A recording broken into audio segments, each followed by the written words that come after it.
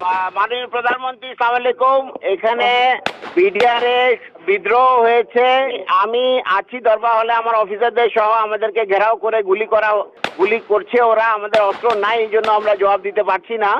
Already RAB move করছে, সেনাবাহিনীও move করবে। আপনি যত দ্রুত পাঠাবেন তত তাড়াতাড়ি পরিস্থিতি আমরা সামাল দিতে পারবো। যাচ্ছে, আমি দেখি হেলিকপ্টার পাঠাচ্ছে।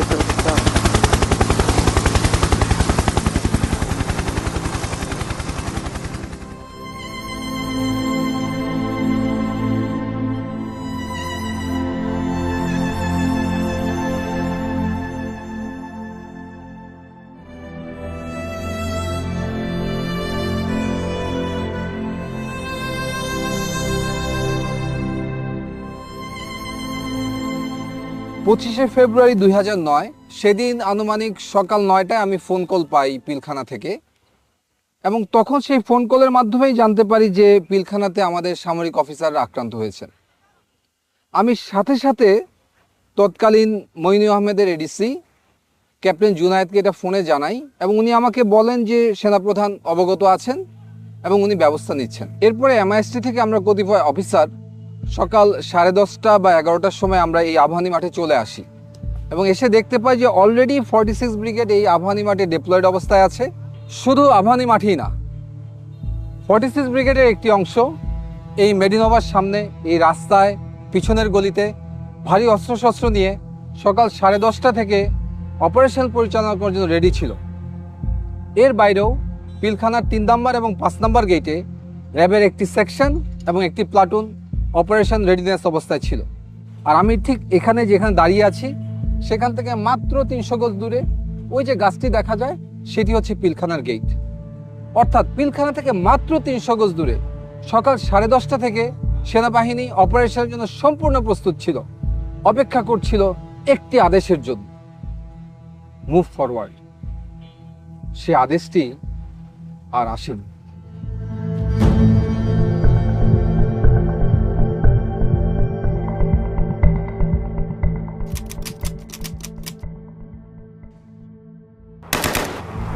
আমাদের কাছে সর্বোচ্চ অস্ত্রটাই ছিল হচ্ছে 12 বোরের শর্টগানগুলো। তো সেই হিসেবে আমরা শর্টগান ফায়ার করে আমরা গেটের দিকে এগিয়ে যেতে থাকি, এবং একটু পরেই আমরা নিউ মার্কেট গেটটা দখল করি। র্যাবের তৎকালীন এডিজি ছিলেন হচ্ছে কর্নেল রেজানুর খান। স্যারকে ফোন দেই যে স্যার, আমরা অলরেডি নিউ মার্কেট গেট দখল করেছি। তৎক্ষণাৎ উনি মারাত্মক মাত্রায় ক্ষিপ্ত হয়ে যান যে তোমাকে কে অর্ডার দিয়েছে ফায়ার ওপেন করার জন্য, বা তোমাকে এই গেট দখল করার জন্য কে অর্ডার দিয়েছে। উনি তৎক্ষণাৎ বলেন ওইখান থেকে ফল ব্যাক করো, এবং তোমরা এক্স্যাক্টলি যে নীলক্ষেতের যে মোড়, যেটা চৌরাস্তার মোড়, এর সামনে কোনোভাবেই যেন আমরা না যাই। এর ভিতরে আমি ফোন পেলাম এডিজি কর্নেল রেজানুর খানের কাছে। উনি আমাদেরকে বললো যে তোমরা ভিতরে প্রবেশ করবে না এবং গুলি আপাতত করবে না, আমরা জানাবো কি করতে হবে। মাননীয় প্রধানমন্ত্রী আলোচনা করতে বলেছেন, এবং তাদের সাথে আলোচনার মাধ্যমেই সমস্ত কিছু সলিউশন হয়ে যাবে।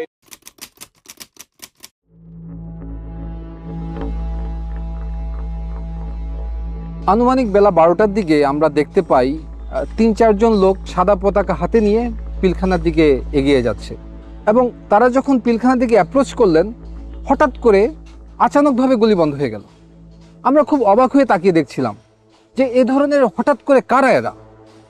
পরবর্তীতে জানতে পারি তারা ছিল আওয়ামী লীগের 4 জন সংসদ সদস্য, মির্জা আজম, জাহাঙ্গীর কবির নানক, ওয়ারেস হোসেন বেলায়েত এবং মাহবুবা রাগিনী।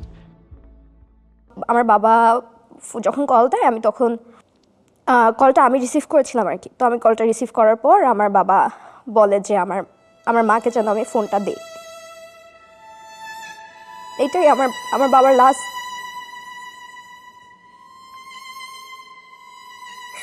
এরপর আর কোনোদিন আমি আমার বাবার ভয়েস শুনি নাই।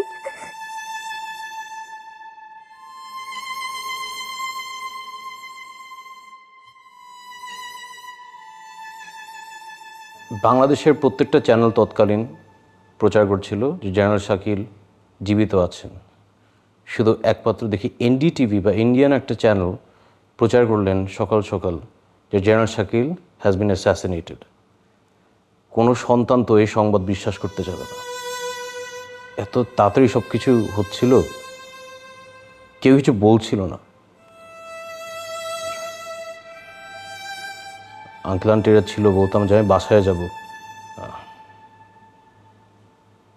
ওটার কোনো উত্তর ছিল না। হলে আব্বু আমার সাথে কথা বলবো, কেউ উত্তর দিচ্ছিল না আমাদের।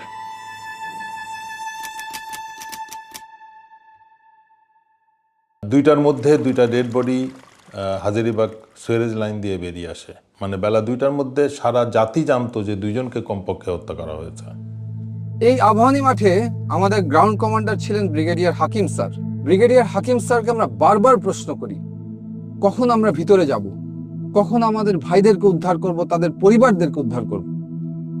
উনি বলেন সেনাপ্রধান তৎকালীন প্রধানমন্ত্রী শেখ হাসিনার সাথে বিষয়টি আলোচনা করছেন এবং ওনার আদেশ পেলেই আমরা মুভ করব।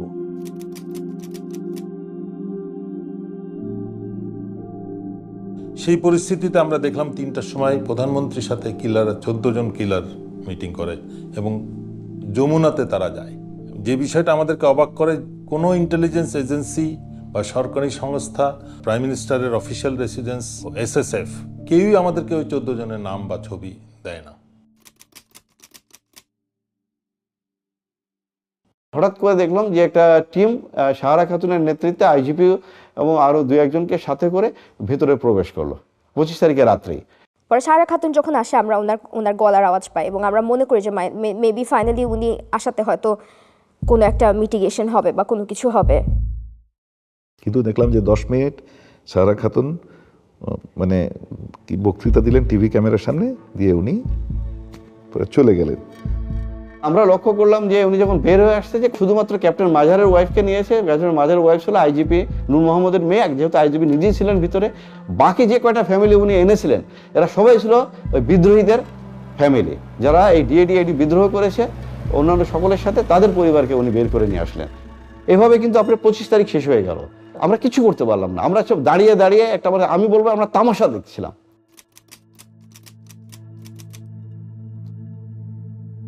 26শে ফেব্রুয়ারি সারাদিন আমরা ইউনিফর্ম পরে অস্ত্র হাতে এখানে অপেক্ষা করছি কখন আমার ভাইদেরকে উদ্ধার করব। আমরা সারাদিন পিলখানা কর্ডন করেছিলাম, আর সেই কর্ডনের ভিতর, সেই নিরাপত্তা বলয়ের ভিতর খুঁজে খুঁজে আমাদের ভাইদেরকে হত্যা করা হয়েছে। সেনাবাহিনীর military academy training, commando training, এগুলোর কি মূল্য আছে যদি এই সব দুর্যোগ মুহূর্তে, অরাজক মুহূর্তে আমাদের ভাইদেরকে উদ্ধার করতে না পারি? যুদ্ধক্ষেত্রে তাহলে আমরা কি করব? Indecision, waiting for political order, নাকি সেটা হবে মিলিটারি এক্সিকিউশন অর্ডার? সেই প্রশ্নটা আজকে আমি আপনাদের কাছে রাখতে চাই।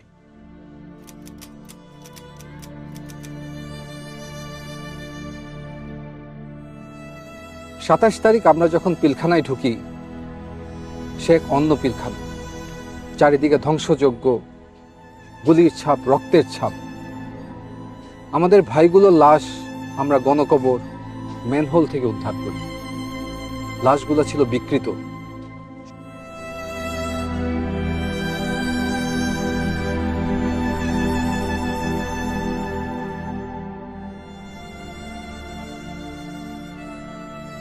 সমস্ত বাড়িঘর ছিল জ্বালানো, পোড়ানো, লুটতরাজের চিহ্ন।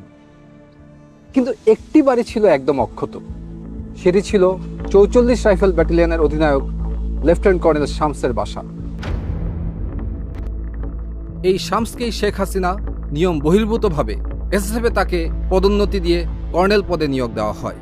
পরবর্তী তদন্তে দেখা যায় লেফটেন্যান্ট কর্নেল শামস 25 এবং 26 তারিখ দুবার পিলখানা থেকে বের হয়ে যমুনা গিয়েছিল এবং যমুনা থেকে আবার পিলখানাতে এসেছিল।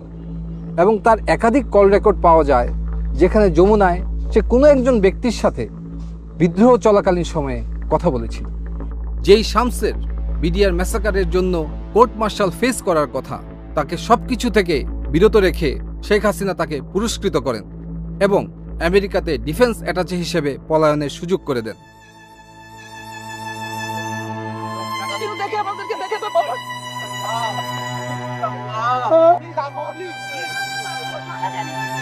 ঠিক আছে, আসো আনো, তুমি ওখানে বসো।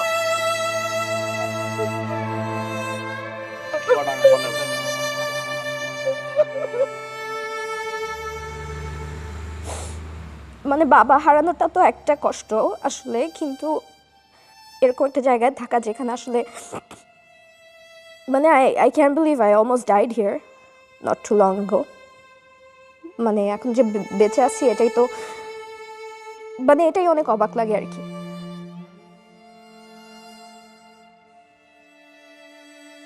আমার বাবার মাথায় গুলি লেগেছিল এবং এই জায়গাটা থ্যাতলানো ছিল এবং খুব সম্ভবত গুলিটা গাল দিয়ে বের হয়ে গেছে। আমি চাইবো না যেন কিনা আমার সবচেয়ে খারাপ শত্রু কখনো তার বাবাকে এইভাবে দেখুক, কখনো না। মাঝে মাঝে নিজেকে বলতাম, আল্লাহ এটা একটা দুঃস্বপ্ন, কেন জানি দরজা খুললে মনে হয় বাবা আম্মু চলে আসবে। এই দুঃস্বপ্ন থেকে আর উঠতে পারলাম না। সেদিন সার্চ অ্যান্ড রেস্কিউ টিমে যারা ভিতরে ঢুকেছিল তাদের ভিতরে একজন ছিল ক্যাপ্টেন শাহনাজ। এসএমজিটি সিলিংটা নরমাল সিলিং এর মতো না, একটু টেল ইউ দ্যাট এই সিলিং বাইনোকুলারটা আমরা আরবি তো ব্যবহার করি না, আমার জানার মতে বিদেরও ব্যবহার করে না। তো ওইটাই আমার কাছে ফার্স্ট ইয়ে লাগছে যে এটা বাধা কেন এরকম, আর এই সিলিংটার মধ্যে টাইগার লেখা, তো ওইটা একটা ordinance issue item, but not from our military. এই কোয়েশ্চেনগুলো তো আসলে মানে এটার পরিষ্কার উত্তর পাওয়া দরকার। পিলখানার এই হত্যাকাণ্ডের ঘটনাটির পর যখন 27 তারিখে আমরা ভিতরে ঢুকি এবং পরবর্তীতে তার অবস্থা দেখতে পাই, এটা পরিষ্কার হয়ে যায় যে এটা একটা সুপরিকল্পিত হত্যাকাণ্ড। এবং তখন সমগ্র সেনাবাহিনী কিন্তু ক্ষোভে ফুঁসে ওঠে এবং সেই ক্ষোভ দমনের জন্য শেখ হাসিনা একটি দরবার ডাকে মার্চের 1 তারিখে সেনাকুঞ্জে। এই ঘটনায় সমস্ত সামরিক অফিসাররা এখানে উপস্থিত যারা ছিল তারা ক্ষোভে বিক্ষুব্ধ হয়ে ওঠে। মাননীয় প্রধানমন্ত্রী আপনার সাথে যখন কথা হচ্ছিল মহাপরিচালকের, যদি তখন আপনি সেনাবাহিনী পাঠাতেন, ল্যাব পাঠাতেন, আবার আপনার মন্ত্রীরা তারা দরবারভাবে ঢুকেছে আধা ঘন্টা পরে এবং তারা কিলিং শুরু করেছে 11:30 থেকে 11টার পরে। তার আগে কাউকে মানে নাই, কিন্তু যদি র্যাব সেনাবাহিনী এই এখান থেকে এইটুকু যদি 1 ঘন্টার মধ্যে ঢুকতে না পারে, সেই সেনাবাহিনী আমাদের দরকার নাই, দরকার নেই আমাদের। আমরা অসহায়ের মতো ওখানে বসে আছি, সবাইকে বলা হচ্ছে, সবাই আমাকে বলছে আসছে আসছে, কেউ আসলো না। তখন যদি ইচ্ছে আমার সেনাবাহিনী কোথাও আমাদের একটা ট্রেন পাঠাতো, অথবা একটা যদি আমাদের কমান্ডো বাহিনী একটা ল্যাটনও যদি যেত, ওরা পিপিলিকের মতো পাঠিয়ে যেত, কিন্তু কেউ গেল না। অসহায়ের মতো আমার অফিসারগুলো সব মেরে ফেললো, সব মেরে ফেললো।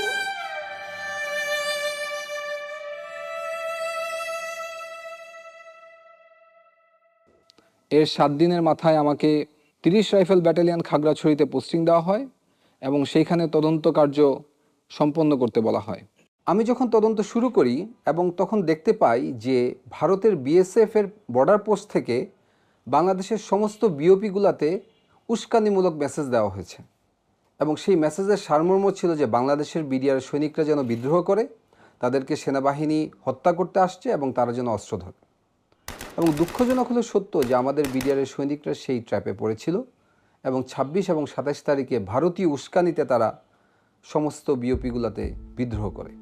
তদন্ত শুরু হওয়ার সাথে সাথে আমরা বুঝতে পারি যে এটা কোনো বিদ্রোহ না, এটার সাথে রাজনৈতিক সম্পৃক্ততা আছে, এমনকি সরকার প্রধানও এটার সাথে জড়িত হওয়ার অনেক সিমটম আমরা দেখতে পাচ্ছিলাম।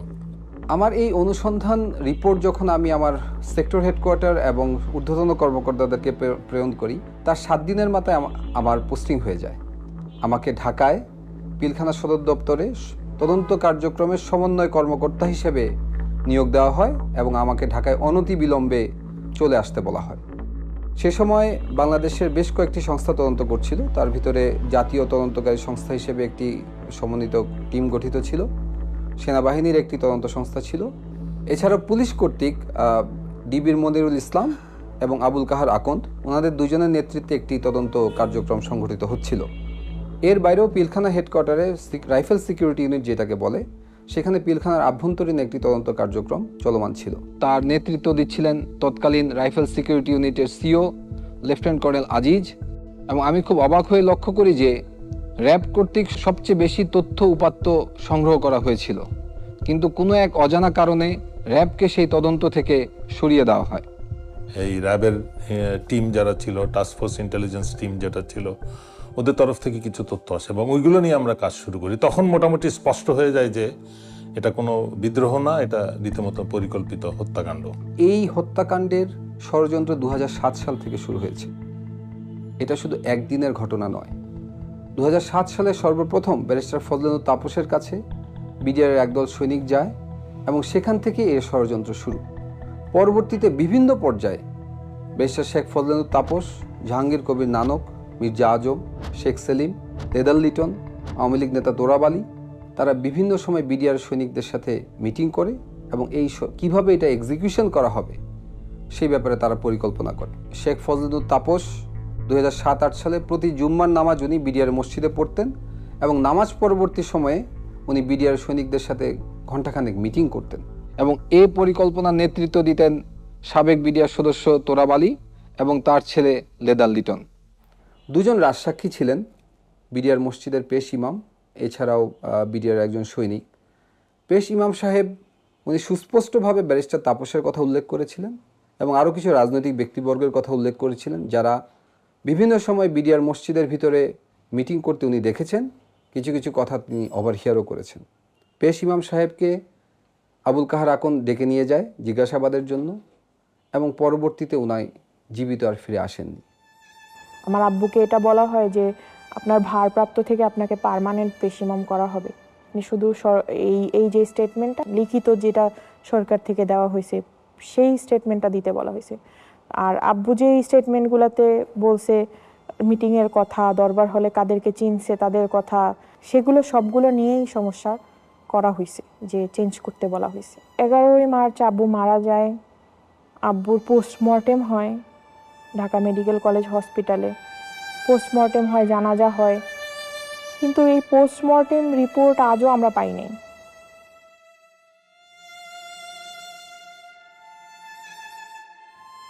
আর বিডিআরের যে সৈনিক রাজসাক্ষী দিয়েছিল তার লাশ পাওয়া যায় গলায় ফাঁস দেওয়া অবস্থায়। ছবিতে এবং ভিডিওতে দেখা যায় যে মৃতদেহর পা মাটিতে লেগে আছে, যা কোনোভাবেই একটি ফাঁসির সাথে সঙ্গতপূর্ণ নয়। সবচেয়ে দুঃখজনক বিষয় হচ্ছে এই সাক্ষীরা সরকারি হেফাজতে ছিলেন। সরকারি হেফাজতে থাকা অবস্থায় এ ধরনের একটি রহস্যময় হত্যাকাণ্ড কিভাবে সংঘটিত হলো সেটিরও কোনো তদন্ত সে সময় করতে দেওয়া হয়নি, যাতে জাতির সামনে আসল সত্য কখনোই উন্মোচিত না হয়। যে 2008 সালের শেষের দিকে বাংলাদেশের সমস্ত ডিএডি এবং 2009 সালের প্রথম দিকে সমস্ত ডিএডি এই ষড়যন্ত্রে সামিল হয়েছিল এবং তারা শেখ ফজলুল তাপস, জাহাঙ্গীর কবির নানকের সাথে 22শে ফেব্রুয়ারি দেখা করেন। এর পূর্বে বিডিআরের একটি গ্রুপ আওয়ামী লীগের শেখ সেলিমের বাসায় দেখা করে, যার নেতৃত্ব দেন ডিএডি হাবিব। কীভাবে লাশ সরানো হবে সে ব্যাপারেও তারা বিস্তারিত আলাপ আলোচনা করেছেন। আর এই সমস্ত কিছু রিপোর্টে আমি সংশ্লিষ্ট করে যখন তৎকালীন প্রধানমন্ত্রী শেখ হাসিনার কাছে উপস্থাপন করা হয়, উনি খুব ক্ষুব্ধ হন এবং ফাইলটি উনি ছুঁড়ে ফেলে দেন। জেনারেল মইনুলকে বলেন, হোয়াট ওয়াজ দ্য অর্ডার? এই ঘটনার পর সভাপতি জেনারেল মইনুল খুব ক্ষুব্ধ হন। উনি আমাকে সরাসরি মনিরুল ইসলাম এবং আবুল কাহার আকন্দের রিপোর্টকে ফলো করতে বলেন এবং আমাকে 5 দিন সময় দেন। আমি 5 দিন পরে সেই একই রিপোর্ট তাকে আমি প্রদান করি। উনি আমাকে দিকে তাকিয়ে জিজ্ঞেস করেন, হোয়াই? আমি শুধু উত্তর দিই, স্যার, আমি আমার ভাইয়ের রক্তের সাথে বেইমানি করতে পারবো না। ওই পরিপ্রেক্ষিতে আমি ডিসাইড করি যে না, এই আর অবহেলা গ্রহণযোগ্য হবে না। তখন আমি নোট অফ ডিসেন্ট দেই এবং ডিসএগ্রি করি এবং তাদেরকে কোনো সুযোগ দেই নাই যে আলাদা কোনো পেজ আমি নোট অফ ডিসেন্টে ইনসার্ট করব, সেটা ছিঁড়ে ফেলে দিবে। আমি আমার সিগনেচারের উপরে এক সেন্টেন্সে লিখে দিই যে এই ধরনের রাষ্ট্রীয় গুরুত্বপূর্ণ বিষয়ের তদন্তে অবহেলা গ্রহণযোগ্য নয়।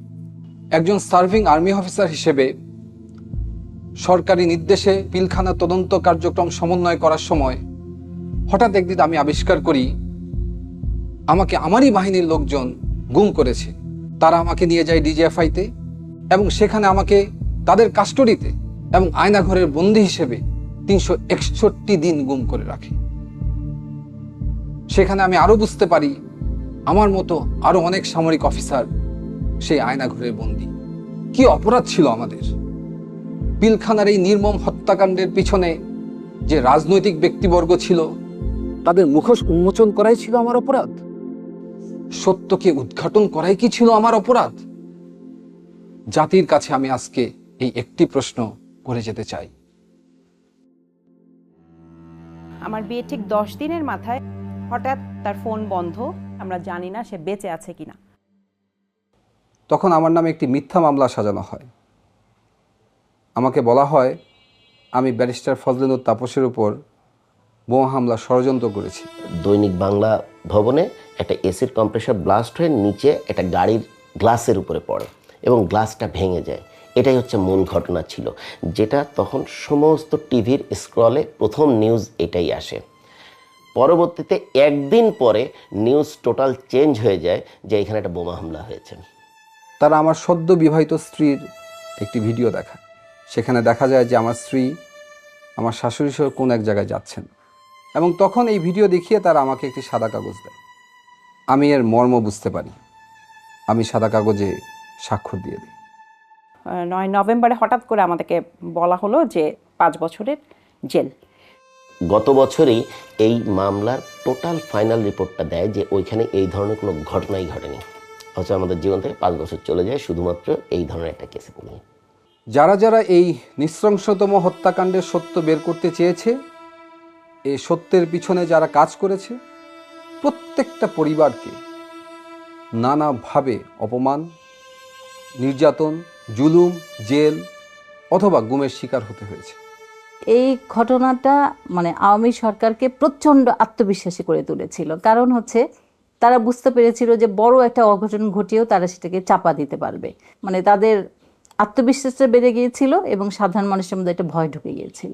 মানে ধীরে ধীরে যেটা হয়েছিল যে রাষ্ট্রের ইনস্টিটিউশন সব ধ্বংস হয়ে গেছে, একদম প্রত্যেকটা ইনস্টিটিউশন যদি কাজ না করে তাহলে কোনো গণতন্ত্র টিকতে পারে না, কোনো রাষ্ট্র দাঁড়াতে পারে না, কোনো পজিটিভ কিছু দেখা যায় না।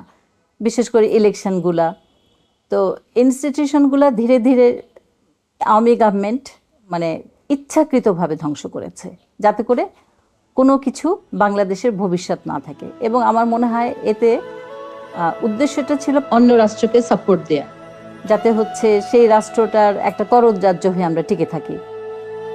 36 ঘন্টার সেই রাষ্ট্রীয় বিট্রিয়ালে জন্ম নেওয়া ফ্যাসিস্ট সরকারের অবসান হয় 36শে জুলাই ছাত্র জনতার অভ্যুত্থানের মাধ্যমে।